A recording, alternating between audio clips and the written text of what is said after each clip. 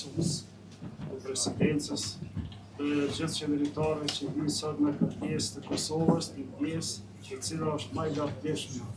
Ajo që e dha kontributin e saj më shumë të që sot dhe kemi edhe arsyen që të festojmë festën Kamërit, festën të gjithë shqiptarët, bashkojmë me një zemër, me një shqiponjë, dhe unë e uraj që të jemi të bashkuar dhe të vazhdojmë rrugën tonë të shanjë si kom, i cili për shumë vite ishëm të rrugruar dhe tani të lidh, neve na bëjmë bashkëpunimi dhe uraj të gjithë shqiptarëve kudo që janë festën e Kamërit. Urime gëzofshit. Faleminderit.